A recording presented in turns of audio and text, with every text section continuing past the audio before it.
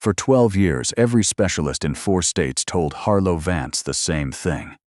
The damage was permanent. 12 years of wheelchairs and catheter bags, and the particular humiliation of being carried upstairs in your own building.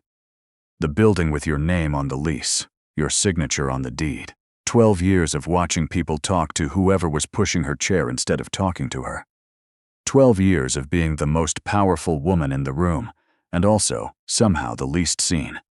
She ran Vance Capital from a motorized wheelchair with a titanium frame and a custom-fitted headrest.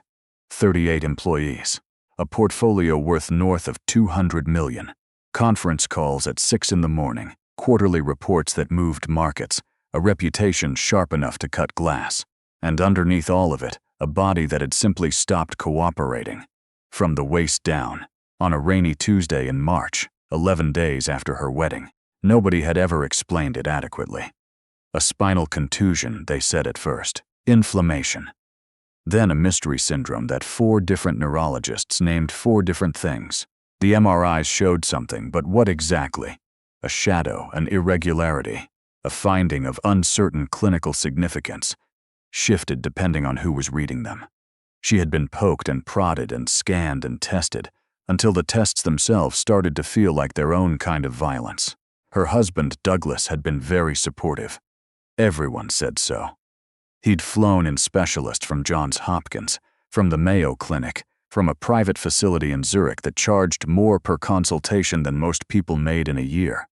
He held her hand at appointments. He spoke at fundraisers about invisible illness and caregiver burden. He was, by every external measure, a devoted man shouldering a difficult life with grace.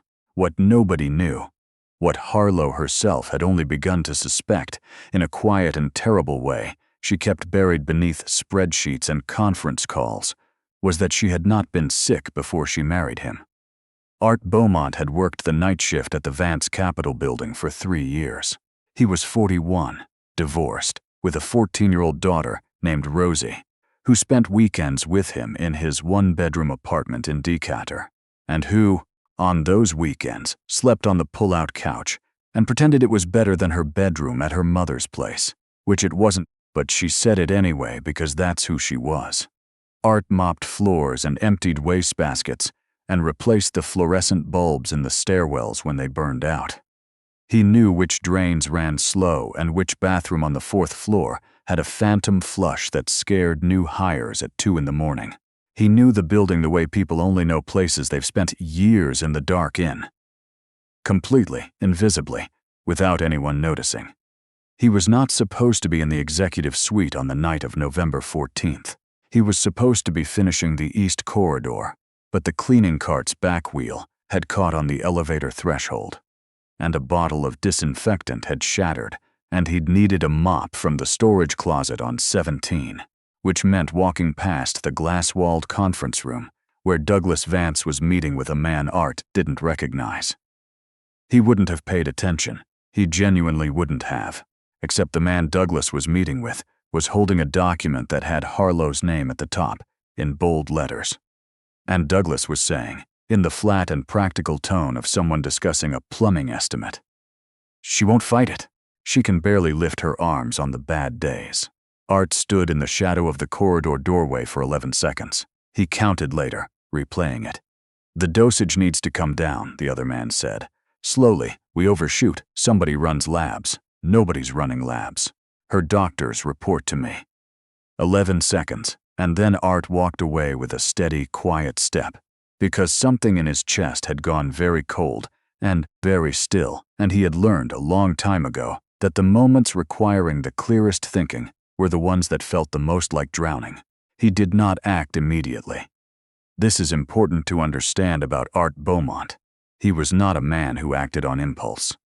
He was a man who had learned, through the ordinary disasters of his life, that the space between knowing something and doing something about it was where most people made their worst mistakes. He did his research first. He spent 2 weeks reading medical journals he didn't entirely understand, legal statutes he had to read 3 times, a forum for caregivers of neurological patients that he lurked in for days without posting. He learned things he wished he hadn't. He learned that certain pharmaceutical compounds, administered in small doses over a long period, could produce symptoms nearly indistinguishable from degenerative spinal disease. He learned that these compounds left traces, but only if someone was specifically looking for them. He learned that the looking had to be done by someone outside the existing medical team. He learned that the existing medical team in Harlow's case was employed by her husband. He wrote notes in a spiral notebook he kept in his car. He dated each entry. He recorded what he'd heard, verbatim, as close as memory allowed. He noted the name of the man Douglas had been meeting with. It had been on the visitor log, which Art photographed with his phone. Because visitor logs were public records within the building, and he had as much right to look at them as anyone. The man's name was Ferris. He was a pharmacist, licensed in 3 states, with a disciplinary note on his record from 2019 that took some digging to find. Art dug. He first spoke to Harlow on a Wednesday in January at 7:14 in the morning, in the small kitchen off the executive floor that most of the senior staff used for coffee before the building filled up. He was wiping down the counters. She came in alone, which she almost never did. She usually had an assistant trailing her, and she maneuvered her wheelchair to the counter with the practiced efficiency of someone who had learned to take up exactly as much space as she needed, and no more. She reached for the cabinet above the coffee maker and couldn't quite get the angle right. "Can I?" Art said. She looked at him. Not the look people gave service workers when they wanted something. The look people gave other people when they were deciding something about them. "The mug on the left," she said. "The blue one." He handed it to her. "You're here early," she said. "I'm actually here late, night shift." She poured her coffee. He went back to wiping the counter. "You're Art," she said. It wasn't a question. She had read his badge. "Yes, ma'am. My assistant's name is also Art. Goes by Arthur." "I go by Art." "All right." She drank her coffee. "How long have you worked here?" 3 years this February." She nodded, as though filing this away. Then she said, "You're always the one who gets the bulbs in the stairwells. I've seen you up there." He hadn't realized she'd noticed. He said so. "I notice most things," she said. "I just can't do much about most of them." She left. Art stood in the kitchen for a moment after she was gone, and then he went back to work, because what he was carrying was not yet ready to be put down. He found a way. It took another 3 weeks, and it required the kind of nerve that Art had not previously been sure he possessed, and it started with a note. Handwritten, 2 sentences, folded inside the blue coffee mug the next Wednesday morning before she arrived. "There's something you need to know. I'll tell you if you want to know it." He was back in the East Corridor when she found it. He didn't see her reaction. He went home that morning, slept 4 hours, picked Rosie up from school, made pasta, watched a nature documentary about migratory birds, and waited. The next Wednesday, the blue mug was on the counter in a different position, slightly to the left of where it usually sat. He understood this as an answer. He told her in pieces, over 4 Wednesday mornings, always early, always in that kitchen, always in the window of time before the building filled, and the day became something that belonged to other people. He told her what he'd heard. He showed her the visitor log photo. He showed her his note. He said the name Ferris and watched her face do something complicated and still. "My husband arranged my entire medical team," she said on the 4th morning. "Yes, every one of them. That's what I found." She held her coffee mug with both hands. Outside, the sky was doing that gray-blue thing it did in January in Atlanta, flat and non-committal neither night nor morning. "Why are you telling me this?" she said. "You could have done nothing. You could have kept your job and your life and never said a word, and nobody would have known." "My daughter's name is Rosie," Art said. "She's 14. If someone knew something about her and said nothing, I'd want to know why." Harlow looked at him for a long moment. Then she said, "I need a doctor who doesn't work for my husband." "I know one," Art said.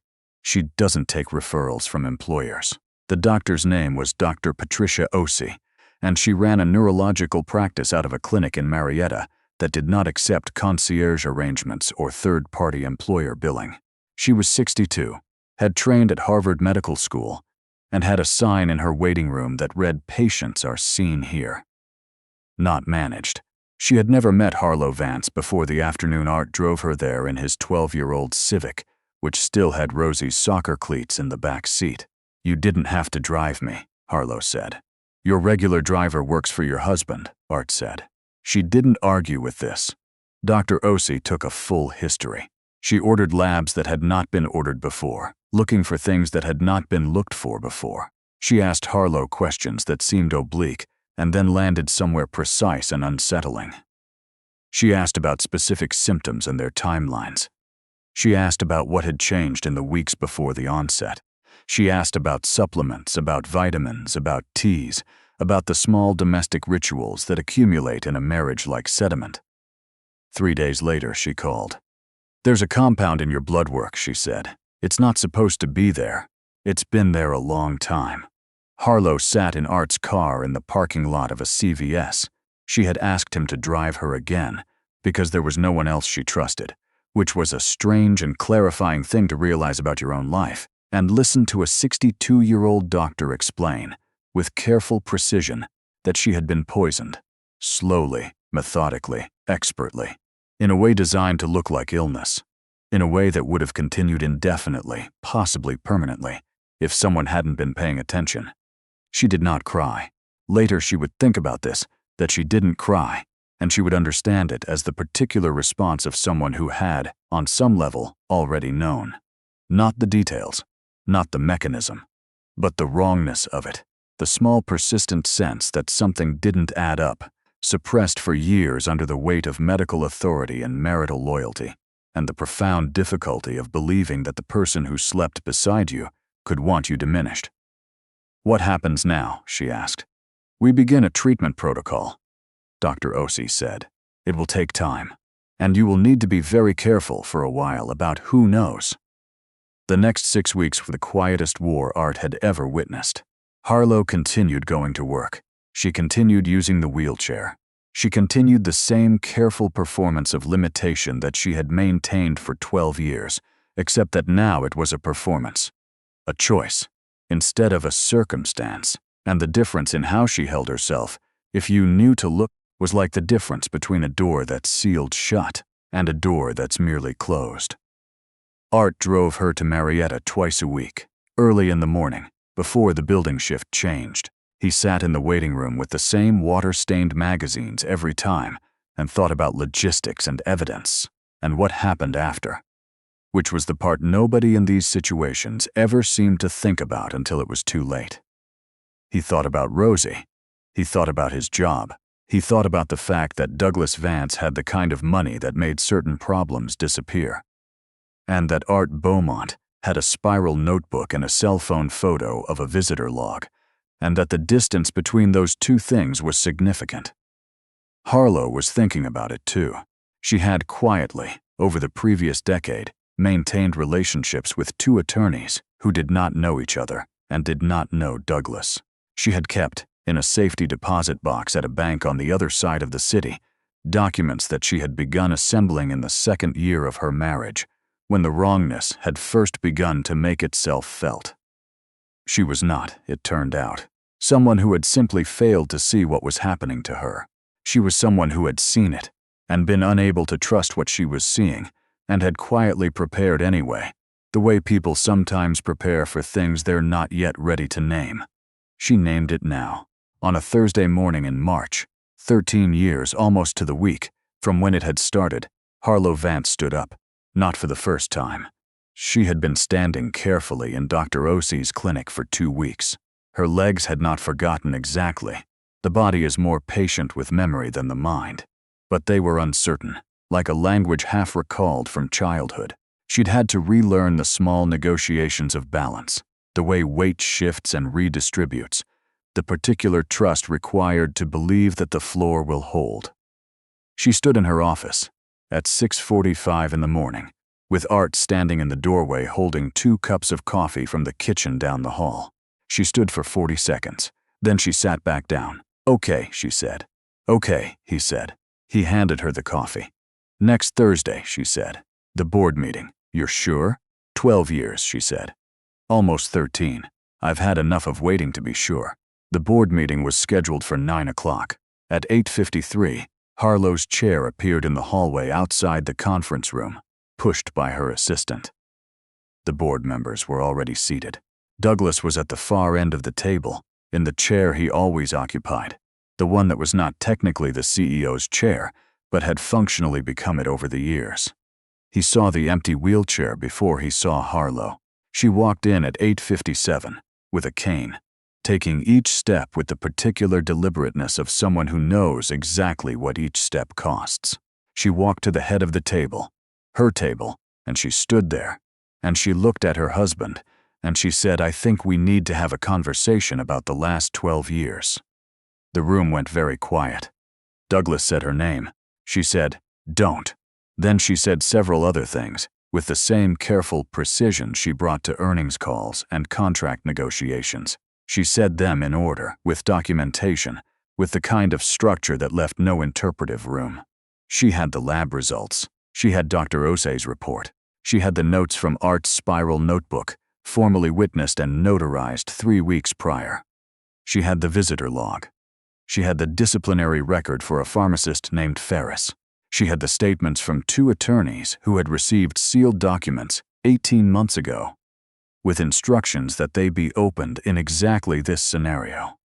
And she had 12 years of board meeting which every man in this room had watched Douglas make decisions that were, technically, hers to make. She let that sit. Then she said, "I'll be assuming full operational control as of today. I'd like my husbands escorted from the building." Douglas stood up. Art was standing by the door. Later, people would make much of this. The janitor at the door, the CEO on her feet, the husband with nowhere to go. The story would get simplified in the retelling, the way stories do, flattened into something graspable. But Art, standing there, was not thinking about any of that. He was thinking about how Harlow had walked in there on her own 2 feet, and how that was the thing he would remember longest. Not the moment she confronted her husband, not the legal proceedings that followed, but the sound of her footsteps in the hallway, unhurried and deliberate, coming toward a room full of people who had stopped expecting her to arrive that way. There were legal proceedings. They lasted the better part of a year. Ferris cooperated with investigators, because men like Ferris generally do when the alternative is presented clearly enough. Douglas's attorneys were very good, and the case was complicated. And there were months when nothing seemed to be moving, and the machinery of consequence seemed to be grinding too slowly to matter. But it did matter. Eventually, Douglas Vance was convicted on 2 counts and entered a plea agreement on a 3rd. The sentence was substantial. The attorneys Harlow had cultivated for a decade made sure of that. She restructured the board. She reorganized the medical coverage for everyone in her company. Real coverage, independent coverage, with an advocacy office for claims that got denied. She'd thought about that a lot in those months. How the thing Douglas had done to her was a larger version of what happened to ordinary people every day. Care withheld, access controlled, the truth managed by whoever held the money. She couldn't fix all of it, but she could fix the part she was responsible for. Art came back to work the Monday after the board meeting. He was not offered a promotion because he hadn't asked for one, and Harlow, who was good at reading people, understood that he didn't want one. He wanted to keep his job and his apartment and his weekends with Rosie, which were still the pull-out couch, but which Rosie still pretended were better, and which Art still believed, in the way parents believe the small kindnesses their children perform for them. Harlow called him into her office once, near the end of all of it, when the legal proceedings were winding down and the world was starting to look like something navigable again. "You could have said nothing," she said. "Every reasonable calculation says you say nothing." "I know," he said. "Why didn't you?" He thought about it. Not for long. He'd thought about it plenty in the months between that November night and this moment. "Because I would have known," he said. "And knowing and saying nothing, that's its own kind of thing you carry." "I've carried enough." She looked at him for a moment. Then she said, "Rosie, what does she want to do?" "After high school, environmental science," he said. "She wants to study water systems, fresh water specifically, Good, Harlow said. That's important work. She picked up a pen. I'd like to fund her first year, if you'll allow it. He started to say she didn't have to. I know I don't have to, she said. That's why I want to. He sat with that for a moment. Outside, through the glass, Atlanta spread out in the late afternoon light, the city going about its business, indifferent and ongoing, the way cities always are. All right, he said. Good, she said, and she went back to work.